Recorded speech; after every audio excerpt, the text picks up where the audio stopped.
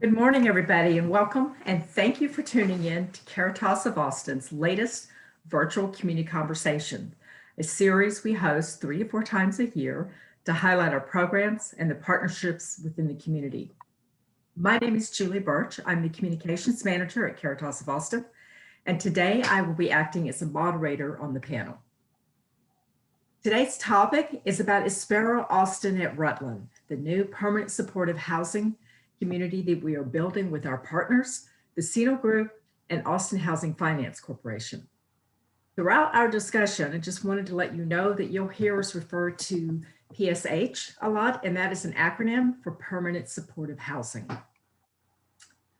We're going to start with several questions to each of our panelists before we open up the floor to questions from our audience. If you want to ask a question, go to the bottom of your screen, click on the chat button, choose Q and type in your question, press send.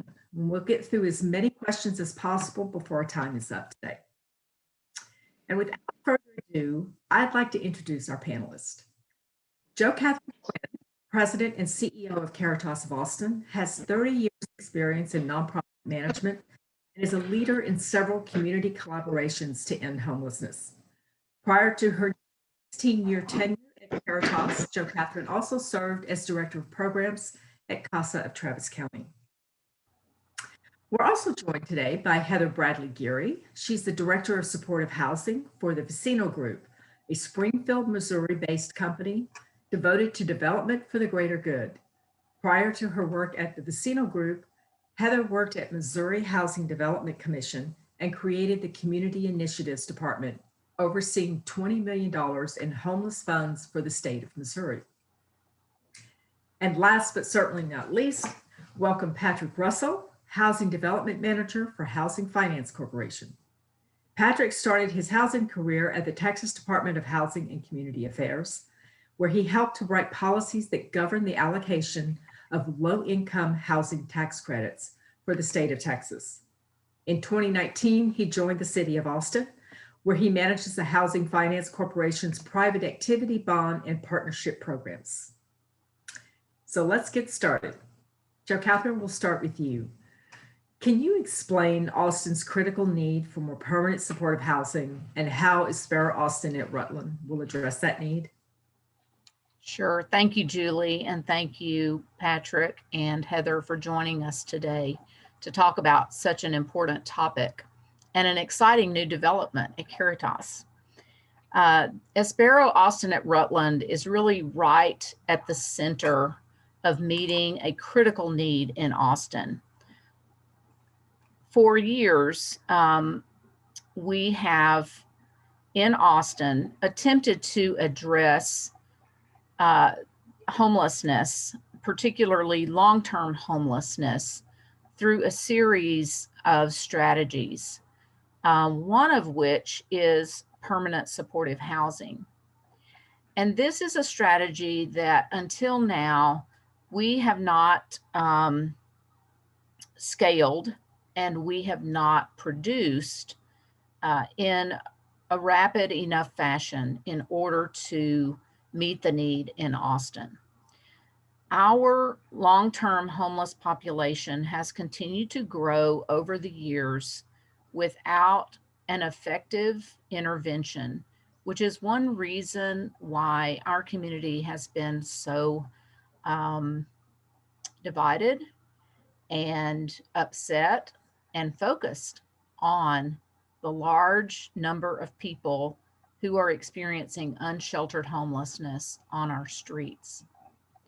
Recently, many leaders from across the community have come together and with homeless service providers at the table, and we have all agreed that in order to accelerate the amount of development that we need to do in the city in order to meet this need, we've set a goal of creating 3,000 permanent supportive housing units in 3 years. So that is a goal that we believe will adequately, for in a first intervention, as an immediate first intervention to address this lack of scaling, this will meet the need, the initial need that we have. We will need to continue to develop supportive housing going forward, but this 3-year goal is an appropriate goal and is exactly what we need right now. Espero Austin at Rutland will address 171 units of this 3,000 unit need. Seems like a small chunk, but it is at least a start. And we are excited that we will be breaking ground this summer. And so we're getting started right away to help address this need.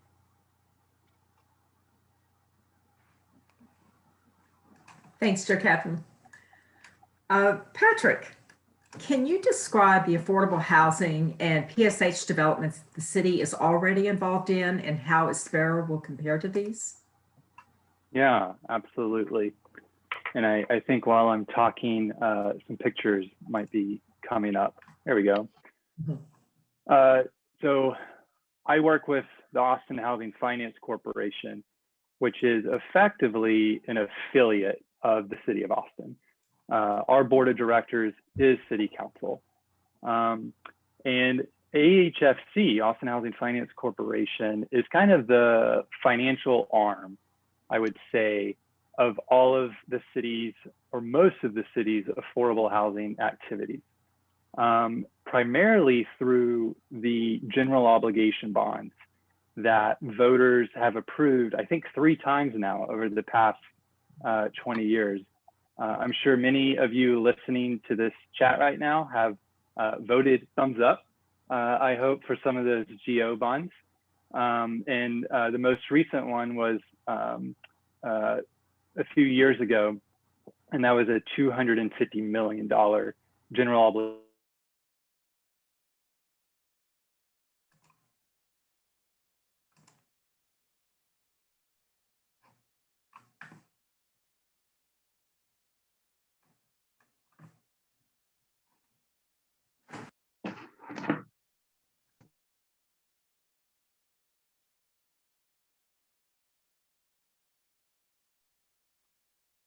And I just unmuted myself. So let me resume.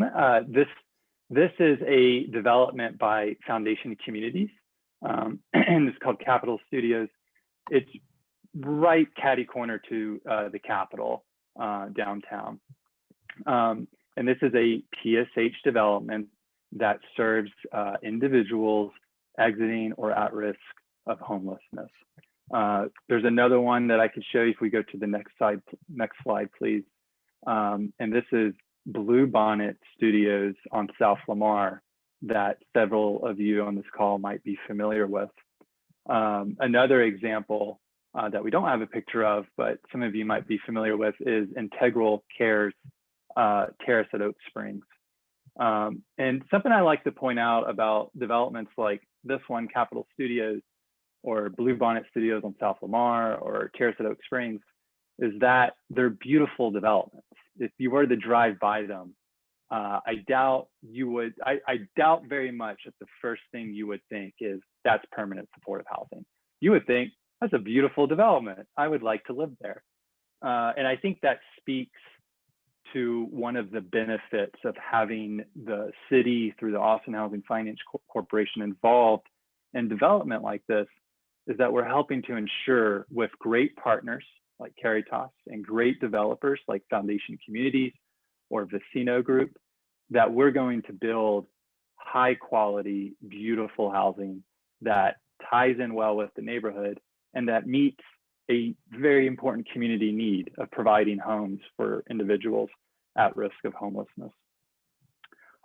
In terms of what's unique about the Sparrow, we'll go into more details, I think, about this today as we continue to talk, but a Sparrow is the most complicated deal financially that we've ever done, but there's benefit to that because we're leveraging so many outside financing resources. That's what's unique. And Joe Catherine at the beginning mentioned scaling.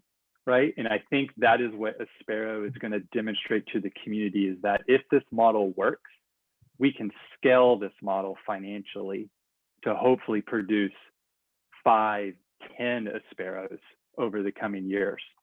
And the other thing that's very unique about Espero that I think is important is that all 171 units are PSH, but, and this is the difference, 101 of those units are tied to the continuum of care. And when we talk about making a noticeable impact on housing individuals, that portion right there is key, that I'm sure Joe Catherine can speak more to as we continue to talk. Thanks, Patrick. Heather, the Vasino Group has built permanent supportive housing in several states. Can you speak to the success Vecino has had in developing PSH communities in other cities? Yeah, absolutely. So thanks for having me, first of all. And I can talk a little bit first just about Vasino Group and what we do, because we are new to Texas. So this will actually be our first development in Texas. So Vasino Group is 10 years old this year. We are based in Springfield, Missouri, but we have communities, or we have offices throughout the country. But in 2011, we started, I was not part of Vecino at that time. In 2011, Matt Miller and his wife, Stacy Gerardo Miller, started Vecino Group with the vision of doing good with housing and really housing for the greater good. And so everything we do at Vecino, if you check us out, has to pass our gut check. Which basically says we have to do good with housing. We have to make the community better. We have to invest in community. And so Espero, of course, does that. But a little bit about our success. We actually have 23 supportive housing communities in 9 states. We end homelessness for about 800 families every year through supportive housing at Vasino Group. And just a little bit of background about Espero and the name also. So at Vecino Group, Vecino means neighbor in Spanish. I mentioned this earlier, but Stacy Gerardo Miller is one of the founders of our company, and she's Latina. So most of our communities have a Spanish name. Espero means spirit in Spanish. And so Espero is our branding for communities that serve persons that are chronically homeless. And so we serve different populations throughout the country. Some of our communities serve families that are homeless. Some serve veterans, but it really depends on what the need of the community is. And in Austin, the need of the community is really to serve the folks, as Patrick mentioned, that are on that continuum of care waiting list and really have been on the street for a long time and really need permanent housing. So Espero will serve that population. Thanks, Heather. Patrick, back to you. Would you tell us about the city's role within the ownership structure of Espero and how this partnership fits within the city's overarching plans to end homelessness? Yeah, and I'll take the second part of that question first. Okay. A few years ago, Austin City Council passed a housing plan called the Strategic Housing Blueprint. And it set 10-year production goals for our housing capacity in the city of Austin. And then it broke down that larger number into categories. And one of those categories was, we got to produce more PSH housing. And it set a goal of 100 units per year for 10 years, so 1,000 units. And we just heard from Joe Catherine that the summit a couple of weeks ago said we got to do 3,000 units in 3 years. So already I think we see the community being responsive to what the demonstrated need is and adjusting our metrics and goals. And the city is fully aware of that. And what I really want to convey to the audience is that the city has multiple tools, right? Like there are several departments that have tools that they bring to the table to help address homelessness. And we definitely try to work in concert behind the scenes. But what I can speak to today is what Austin Housing Finance Corporation brings to the table in its tool set. because every single tool is seen in Espero. And I think that's really exciting because, again, it speaks to this idea of trying to develop a scalable model for how to do continuum of care housing. So I wrote a list. I came up with 4 ways that AHFC is involved, and then another department is involved. The first is the loan. So I mentioned earlier, GO bonds that voters approved. We repackage those proceeds as loans to affordable housing development. And Espero is going to receive a loan of somewhere between $7.5 and $8 million, $8.5 million. So we provide a loan, and we refer to that as gap financing. We are the bond issuer for Espero, and that's just a way of saying that we're going to help fund the mortgage, right? Just as a homeowner has a mortgage, Espero is going to have a mortgage, and we're providing the funding for that. We are involved in a partnership capacity, and that means that we are actually a part of the ownership structure, and I'll speak more about that later today. And then fourthly, and this is what's most exciting, I think, is Austin Housing Finance Corporation recently launched our own local housing voucher program. Previously, HACA has been the only voucher provider in Central Texas, save for the Housing Authority of Travis County. And HACA did provide 50 vouchers to Sparrow, which is incredibly helpful. And I know the whole team is very thankful for that. But we need even more vouchers to make a development like Espero work. So Austin Housing Finance Corporation set aside a portion of its housing trust fund proceeds in order to provide 50 project-based housing vouchers for individuals exiting homelessness. And the goal is to make a commitment to provide that funding for at least up to 18 years. And that way it guarantees the financial stability that development needs in order to provide a really stable home and then all the services that come with that to the residents that are going to move there. So that's 4 ways that AHFC is involved. And then the 5th way that the city is involved that I know of, and maybe Joe Catherine can speak more to this later, it's Austin Public Health, I believe, will be providing a service contract to help fund the services that will be delivered at Espero, which is just as important as the housing unit that we provide, wrapping that with services. And so, it's really exciting, I think, to see the city come up with different tools that together create a very powerful financing mechanism for permanent supportive housing. Because again, that allows us to go leverage millions of dollars in outside financing from tax credit investors and from private banks that provide the mortgage. And that is how we're going to scale this type of solution multiple times over down the road. Right, thank you. For our viewers who may not understand how vouchers work, can you give us a brief description of how those work? Absolutely.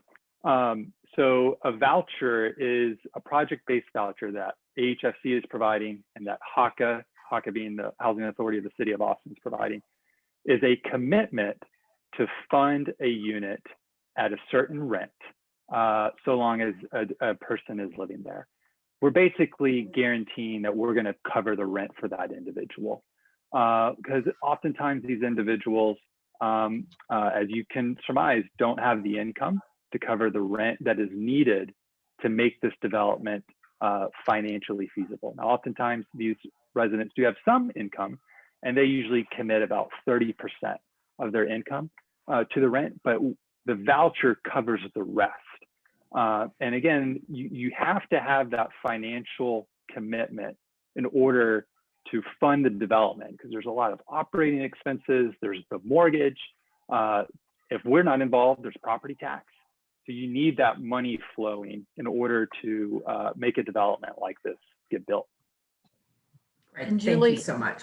Julie, I want to jump in just a little bit to provide a little more context to the voucher and how that impacts the resident as well as what the services look like. When we are working with any person, any resident, whether it's at Espero or whether they are in a market unit out in the community, and they have a voucher, we work with that resident, that client, and I'm going to use a jargony term that we use within Caritas, but we call it progressive engagement. And it is a technique that our case managers are very skilled at using. And what that essentially means is that we, first of all, accept each client exactly as they are, where they are, and how they come to us. And for some, that is zero income. And for some, it's just a little bit of income. But then our goal is to engage with them in a way that they have every opportunity to increase their income. And in many cases, that is a combination of both benefits and earned income. In some cases, it's only earned income based on the unique needs of the client. And then when that income increases through this progressive engagement that our case managers engage the client in, then the rent changes. The client can pay more of the rent, and then the voucher doesn't have to pay as much. And so then that leverages all of the resources that we have applied to this particular apartment community, and gives, then allows for more resources across the resident population. Perfect, thank you. That's really helpful to understand. So Heather, I want to go back to you. We understand that careful attention needs to be paid to the design of supportive housing communities. Can you tell us about the design features of Sparrow and why they are important? Yeah, absolutely. So as I mentioned earlier, Vecino has a whole gut check, and everybody that works at Vecino answers to this gut check. So one of the things that makes Vecino a little bit different is we do have everything in-house. So we have designers and architects in-house. That doesn't mean that we aren't working with local folks also. But because of that, because of the gut check, because of housing for the greater good at Vecino, even our designers make sure that we're serving the population the best that we can serve them. So that means that our Espero branding and our Espero design have trauma-informed design, which basically means that there's not going to be, when you're living with trauma or you have trauma, when you can't see, when there isn't open areas, it's really difficult, especially if you have some kind of assault trauma. And so we make sure that we have a lot of open spaces. The other thing that we do at Espero, because we are serving a population that could have been on the, living on the streets for several, sometimes decades, it's really hard to come into being into your own unit. Especially when you've had trauma, when you've lived in a community for a long time.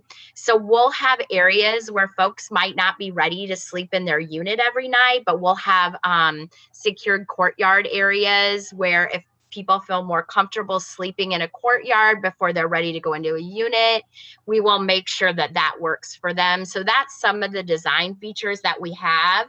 We will have, Joe Catherine's going to talk more about the community space. And I know Patrick and Joe Catherine have both mentioned this, but services are, when you talk about supportive housing, it's basically like a three-legged stool, and you have your capital stack, or like, how do you actually fund the capital bricks and mortar? And you have services, and then how do you operate? So the operations, and I think I'll talk about more of this later, but is property management, maintenance, is everybody paying their rent? And so we'll have property management space, and then we'll also have a lot of services space. The services budget for Sparrow is about $900,000 a year. And that's to ensure that we're keeping everybody housed, and Caritas will do an amazing job of that. And so there'll be lots of services space also. And I think I'm going to flip it to Joe Catherine to talk more about what will be included in the services space of design. Right. Thank you, Heather. And one of the key, I'll start with one of the key design features that really undergirds the stability, not only of the property, but for each individual resident. And you'll see that in this diagram where you see the red arrow going straight across the page, down kind of in the right hand lower quadrant of the page. And that points to a single point of entry for the building. When earlier Patrick showed you pictures of images of both Bluebonnet Studios and Capitol Studios, both of those properties have this same feature. And that is that anyone who enters the building either must be an approved visitor or they must be a resident who has a badge that allows them to use this single point of entry. This allows for us to keep the building very secure and stable. As you might imagine, people who are transitioning from experiencing homelessness to housing, while not 100% the case, most of the time, their intention is to make a transition in their life in general and to transition away from a very unstable existence to more stability and to reintegrate into the community.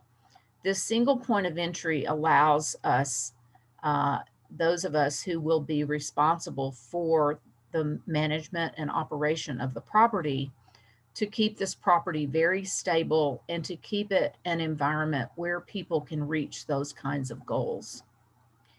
So that's an important design feature.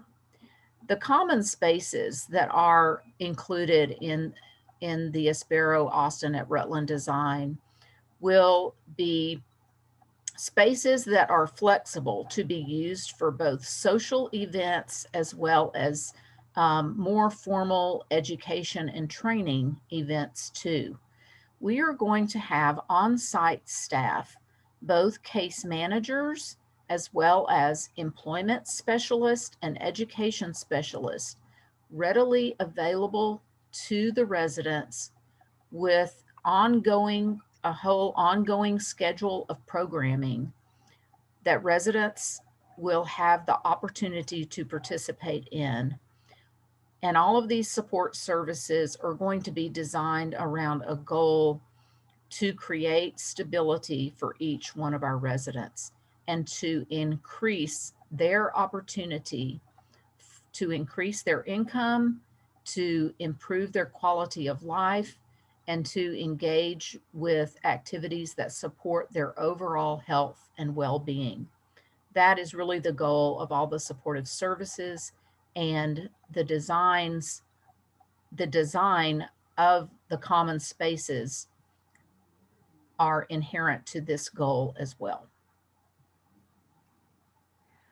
Joe Catherine, while you're talking about these, can you talk a little bit about what these services are beyond, like you mentioned, I know you mentioned the education and training services. Yes. Can you give us a little more insight into what we're providing? So every resident will have a case manager that is their sort of go-to person. Depending on, there will be a range of vulnerabilities represented among the client population that resides at Espero Austin at Rutland. There will be some clients who need very, very intensive services with their case manager. In those cases, those caseloads will be a 1-to-12 ratio, one case manager to 12 residents. And then for the less vulnerable clients, that ratio will be a 1-to-15 ratio. So, and then there will be some clients who will not necessarily need a go-to case manager, but maybe a person along the lines of what we would call a program coordinator or a social services coordinator. And we will have that kind of staff available at the site as well. Someone that when someone runs into a little hiccup with their benefits, or they're having trouble getting on a waiting list for a certain service within the community, they can go to this professional, and that professional can help them iron out some of those rough spots. And then the more intensive case management will be where our staff regularly stays in touch very intentionally, in a very intentional way, with each of those residents to ensure that all of their issues of health and well-being are being addressed, and that they are increasing their well-being and health. So that's a little bit about the case management. Other services that will be offered will be employment services. And what that looks like is we have the ability to conduct various workforce training sessions on site, as well as we have one-on-one employment specialists available to residents to help them connect with a living wage job. And that is our goal, is to find the highest wage available to our clients through one-on-one employment placement. And then we have a supportive housing program, a supportive employment program that intersects with folks who've been out of the workforce for a while and need extra support in order to get back into the workforce and to be successful at that first job as they re-enter the workforce. Great, thank you. So Heather, I'll come back to you. You mentioned property management earlier. Can you describe how property management of support housing is different and how the Vasino Group approaches it? Yeah, absolutely. So as I'm sure many of the people listening in have experienced, a lot of times the folks that we're working with are screened out of housing. And it could be something as small as writing a bad check. And so this is why we see the constant increase of homelessness, because many property management companies, they really screen out. And so our philosophy is to screen in, not screen out, meaning we will be working. So our property management company, it's not a Vecino property management company. We will contract with a third-party property management company that specializes in supportive housing in Texas. And then the services will work directly with property management. So when somebody's referred through the continuum of care, they'll fill out an application together with their case manager from Caritas, with the property manager. And because this is a federally funded community and city funded, there's a lot of compliance that we need to do. And so we need to make sure the paperwork is in line. But the bottom line is this: we want to screen people in. We want people to live at Espero.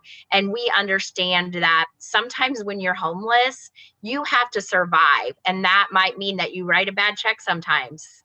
And it might mean that you loiter sometimes. But our bottom line is this: we believe that people deserve housing. And we will do everything we can to screen folks into housing. Right, thank you. So Patrick, you mentioned the property tax earlier. Because this partnership is so unique, Espero Austin will be exempt from property tax. Can you explain how that exemption process works and how it's setting this project up for success? Sure. Again, there are 4 tools that AHFC brings to the table for Espero: the loan, the private activity bonds, the local housing vouchers, and the partnership program. And the partnership program is arguably the most valuable, in the sense that it takes away the property tax liability every year. And that is substantial in a market like Texas, where we rely so heavily on property tax. You would think that deals like Espero just get a waiver, right? And it just, you know, TCAD is gonna be like, nope, you owe property tax. And for Espero in particular, even with a 50% exemption, which it could have gotten because of Caritas, the property tax liability was already above $100,000 a year. And if that were to be at play, Espero wouldn't work. It financially just does not work. No bank would make a loan to it. No investor would invest in it. So it really helps bring all the pieces together to make Espero financially feasible for the long haul.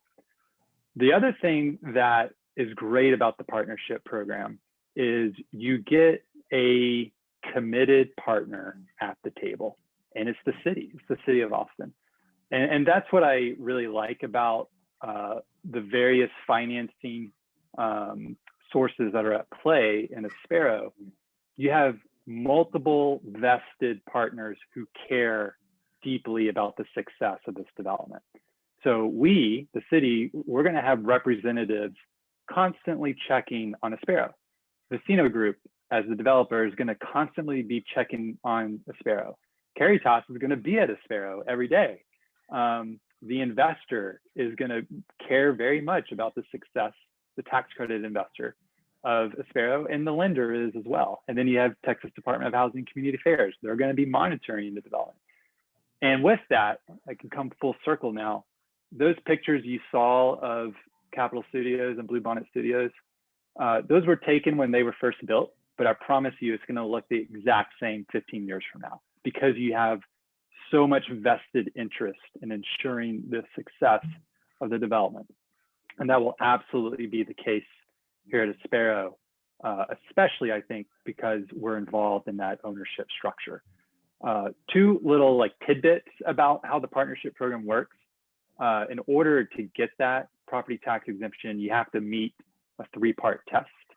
And one of them is we will own the land. So the land that is underneath the building will be deeded to the Austin Housing Finance Corporation. And I can promise you, when we own the land and therefore are involved in the development, we care very much that this development has a really great reputation, and we're going to be very, very much involved.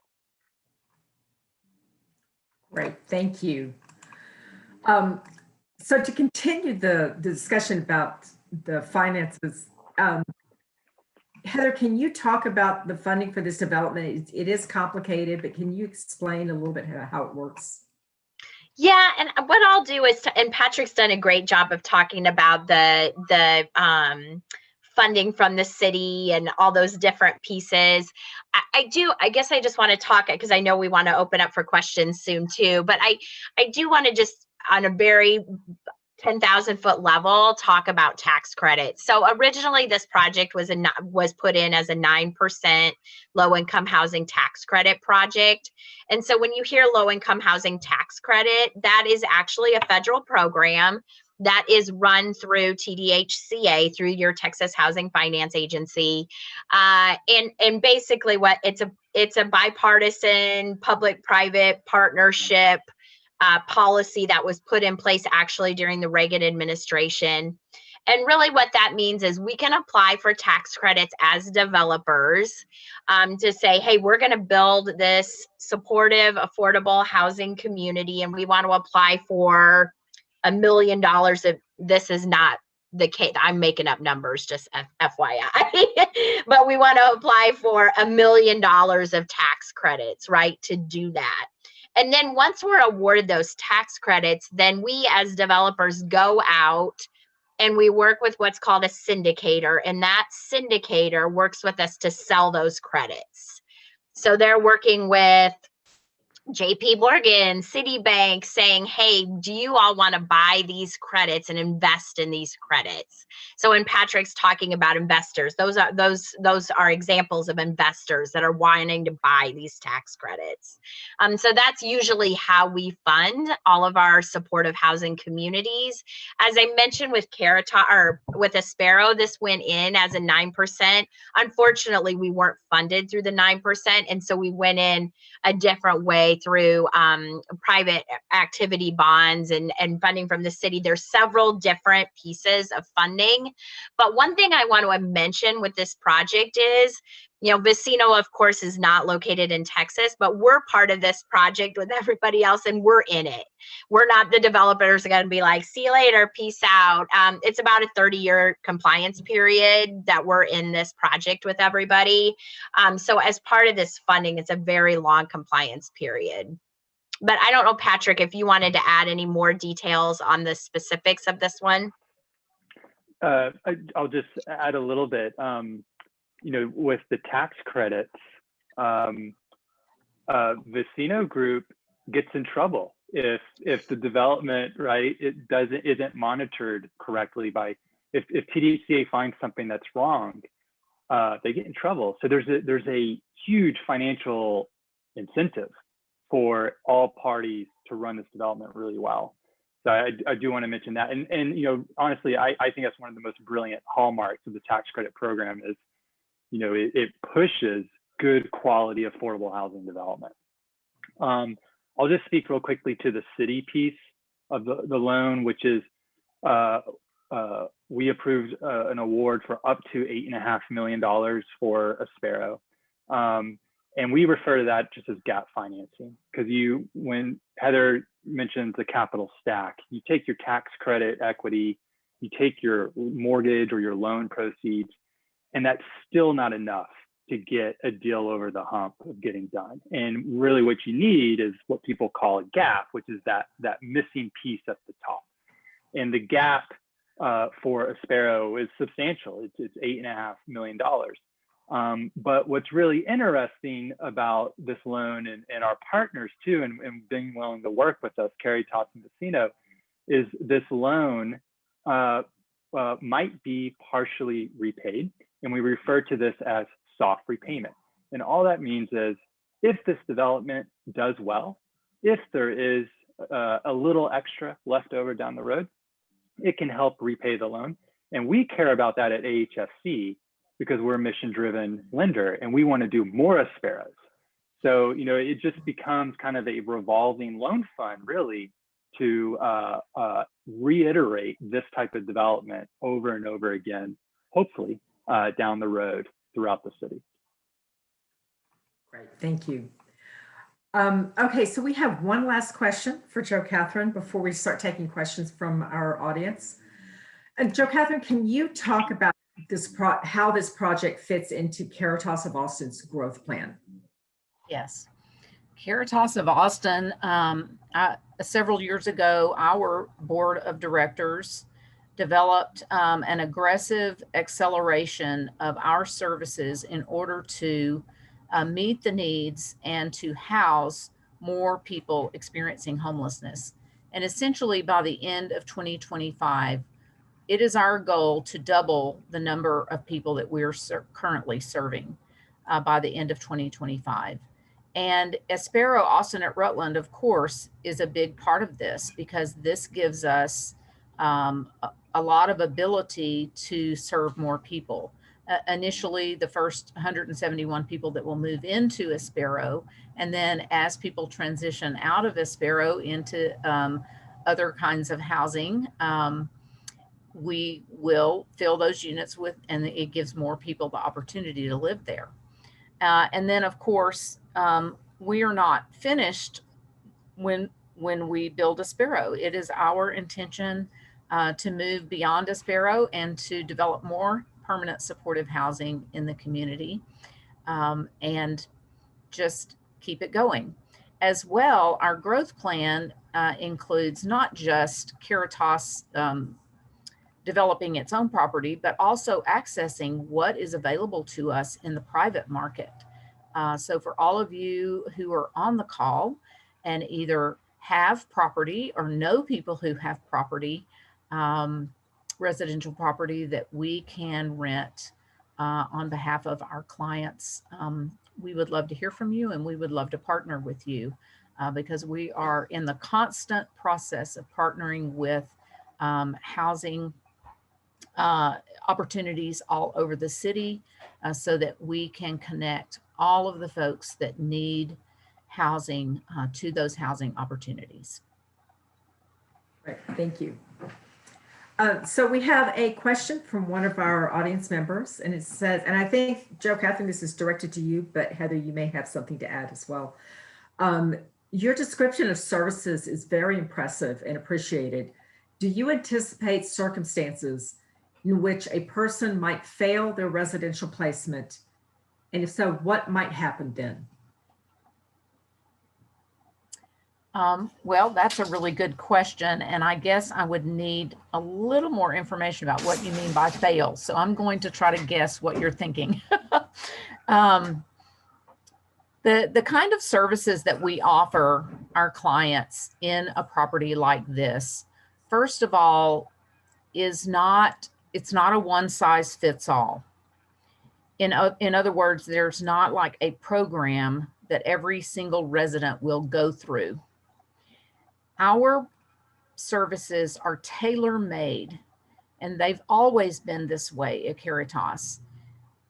The case manager and the client work together to craft a unique plan for each person to reach the goals that they have.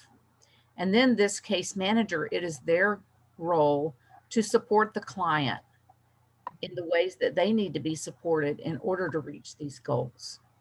So in our view, failure is not an option. And we work as hard as we can so that our clients do not fail to reach these goals.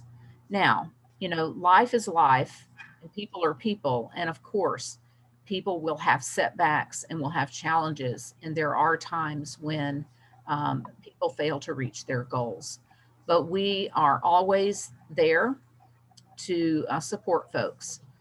The ultimate failure at Espero Austin at Rutland would be is if someone, for whatever reason, does not follow their lease.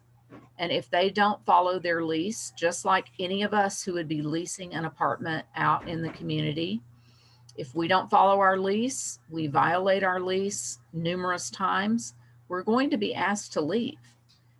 It is our goal that we never get to that place with any of the residents of Espero Austin at Rutland, but the reality is we may be facing that with some residents.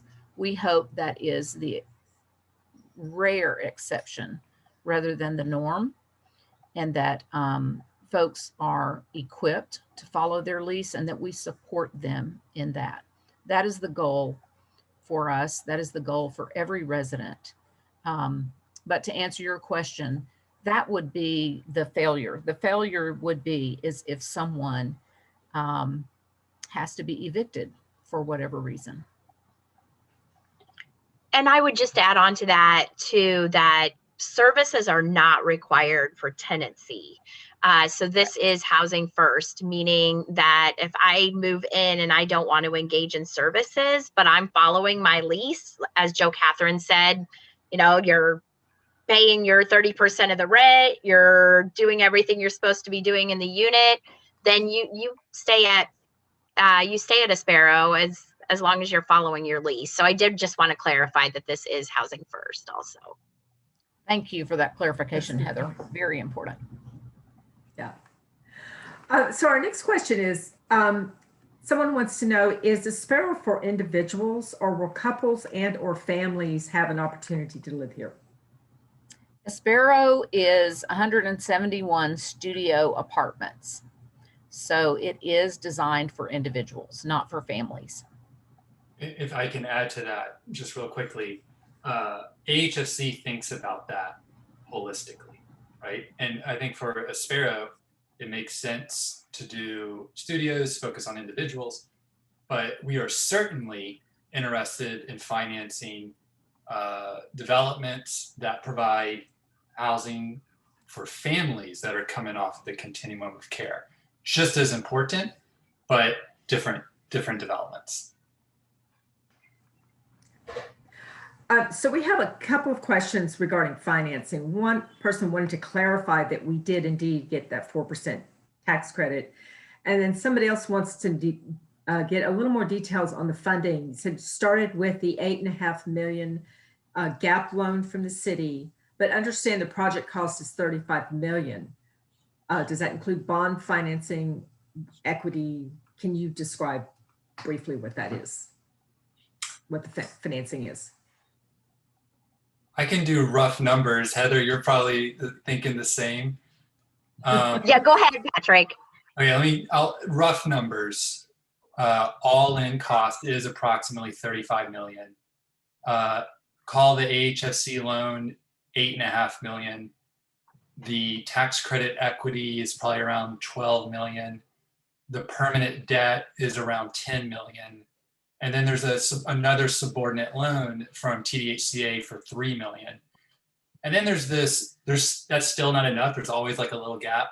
And what the developer will do, Vasino Group, is they'll defer what's called their developer fee, and that becomes an equity source. So they basically take the money that they were supposed to get for building this, and thank you, Vasino, but then they kind of say, well, I'm just going to turn that into like a loan of sorts that will get repaid over time. So I think that's 5 sources: deferred developer fee, 2 subordinate loans, the mortgage, and then the tax credit equity adds up to 35 million. Right. We have just a little bit of National Housing Trust Fund in here. And then we have applied for Federal Home Loan Bank. And then just to answer the question, yes, we are moving forward. We are fully funded to answer the question about if it's funded or not. Thank you. Somebody else wants to know how community members can help. Great question. Great question. While we do not have all of these opportunities outlined yet, we will. That's going to be our job between now and 2020 next year, when we're leasing up in the fall of 2022. But we will certainly be outlining volunteer opportunities. There will be many volunteer opportunities at Espero Austin at Rutland. But the way you can help now is by helping us support financially the support services that will be needed year over year, that are critical and really the secret sauce for the success of this property. We will need roughly $850,000 per year to fund and to keep all the services in place and at the high quality nature that we are committed to. We're, of course, going to be applying for grants. We're going to be looking in lots of different places for that support. But one of the primary ways is asking the community, individual donors, to support this work. Thank you. So we have several questions coming in, so I'm trying to find some that will answer probably more people's questions. Somebody asked, how are unsheltered people made aware of the availability of PSH, and are they given assistance in applying for housing? Okay, I will take that one. Our community utilizes a what is called a coordinated entry system.